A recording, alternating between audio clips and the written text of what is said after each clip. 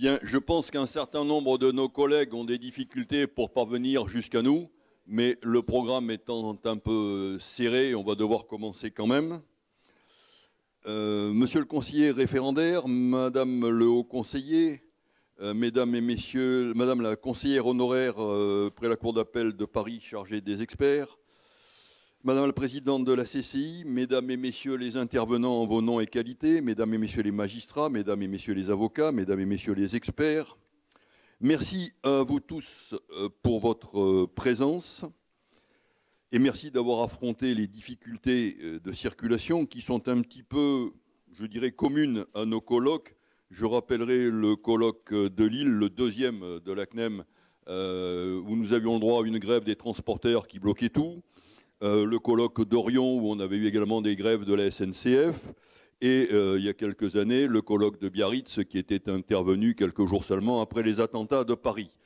On n'avait pas programmé les manifestations des Gilets jaunes, je vous prie de bien vouloir nous en excuser.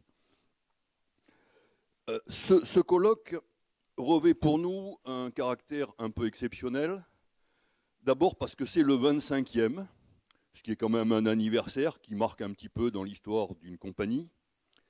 Et je voudrais le dédier à notre président fondateur, le professeur Jacques Hureau, qui est décédé il y a quelques semaines. Et en sa mémoire, je voudrais demander de vous lever et de respecter quelques instants de recueillement.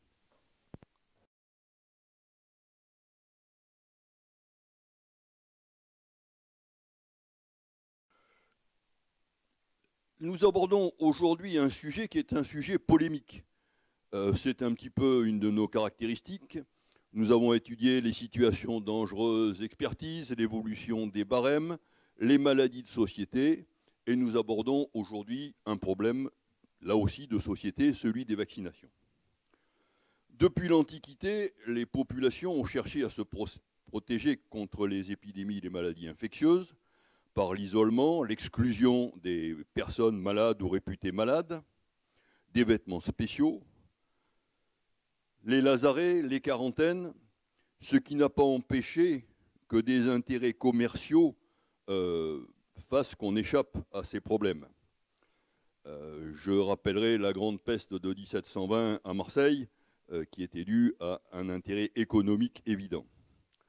Intérêt économique aussi dans un autre domaine, puisque au XVIe siècle, en Anatolie, les mères de famille faisaient inoculer à leurs jeunes filles adolescentes la vaccine pour les protéger de défigurations dues à la variole, et donc pour que les filles conservent sur le plan du mariage leur valeur marchande, si je puis dire. C'était un intérêt économique pour les familles.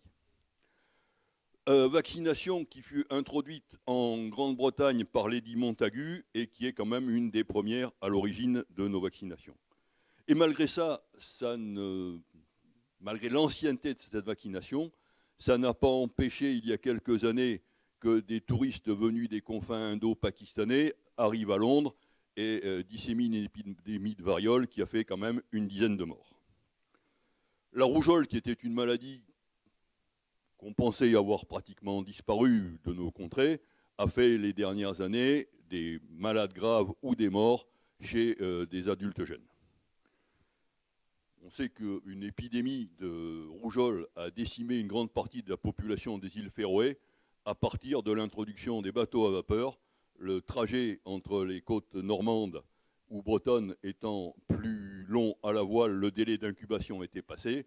Quand on a mis des bateaux à vapeur, le délai était trop court et les marins ont contaminé les îles Féroé, qui n'étaient pas immunisées.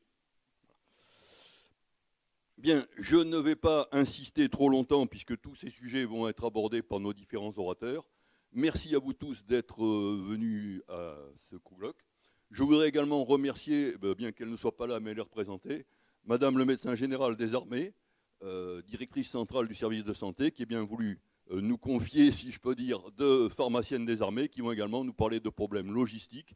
Et je la remercie et je lui écrirai directement pour la remercier. Je passe la parole à mon collègue Thierry Brich qui va animer la première matinée.